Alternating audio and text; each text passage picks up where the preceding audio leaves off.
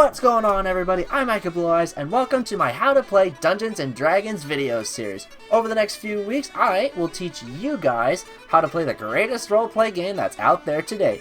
We'll first start off with an introduction to Dungeons & Dragons, which is the video you're watching right now. And then we'll cover the basics where you'll be able to play as a complete novice with a pre-made character. We'll then go over a few more advanced rules like exploration, combat, spellcasting, before you guys are ready to create your very own character and see where you go from there. Armor up, paladins, and prepare your spells, wizards. Let's get nerdy. Roll that intro!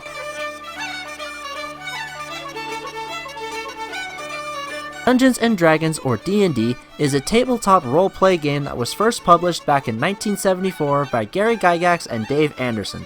Ever since then, the game has gotten bigger and better with each installment all the way up to 2014's 5th edition.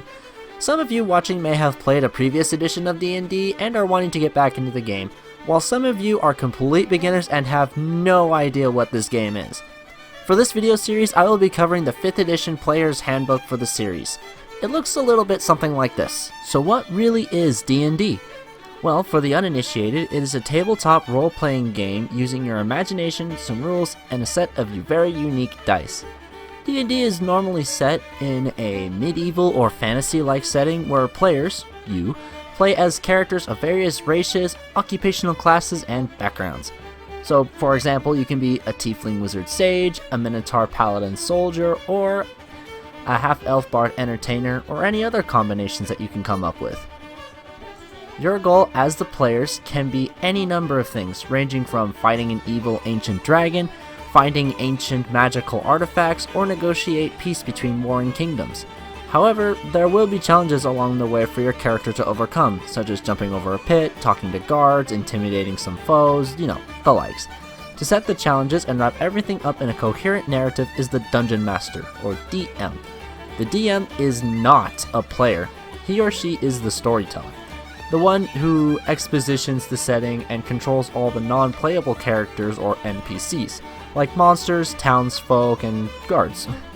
He or she may use an adventure module, like a pre-written story or a homemade adventure that he or she created. He or she is there to make sure the game flows nicely and to make sure that the rules are being followed and are being fair amongst all other players, and also to be entertaining for everyone.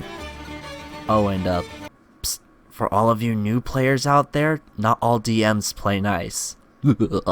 Players control their player characters, or PCs, not to be confused with personal computers. The details of their characters are recorded on a sheet that looks kind of like this. What you see here is a 5th edition character sheet for Dungeons & Dragons 5e. We will go through the full character sheet in another video, but I will mention it in other videos for certain topics. While the race and background of a character gives some bonuses in the character's makeup, the vast majority of the player's gameplay experience comes from the class. Whether you are an elven or tiefling wizard of any background, you still cast spells. Likewise, same thing would go for half-orcs and human fighters. The fighter class is a master of martial weapons, but half-orcs are naturally stronger than humans. In a nutshell, class determines how you play, while your race and background give you bonuses. Before we go any further, let me show you the unique set of dice that you will be playing with in any game of Dungeons & Dragons. These are the dice we use to play D&D. This is the 20-sided die, or D20.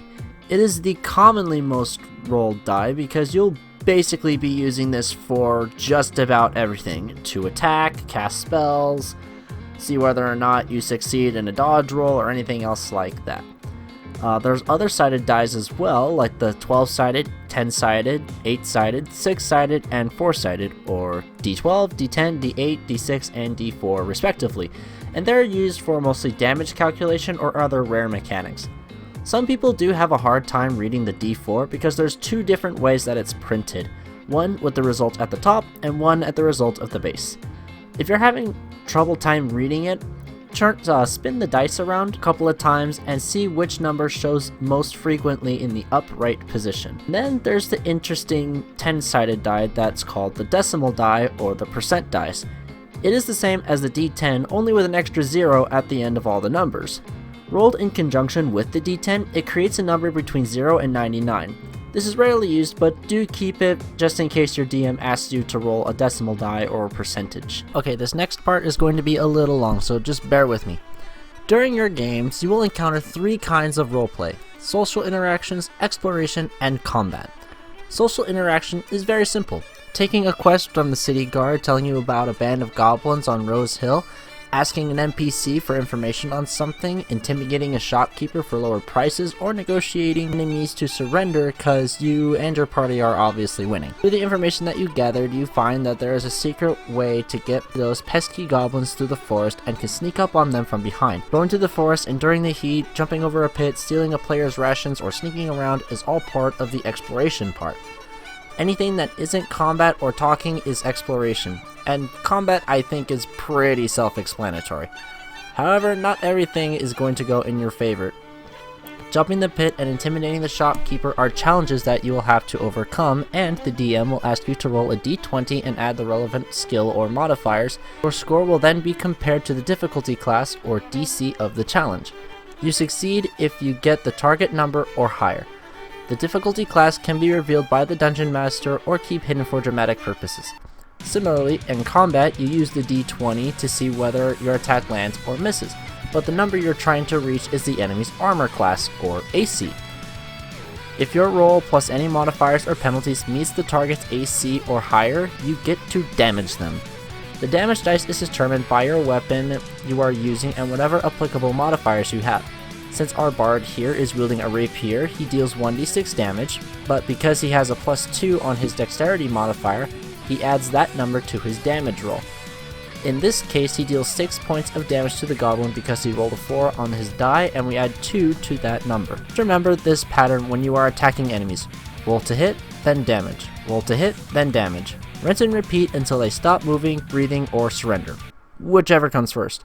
But in a real game, things won't always go so smoothly as you just saw. You might fail to intimidate the shopkeeper and he may start a fight because you offended him, or they can go well, like making the goblins surrender when you're clearly winning the fight.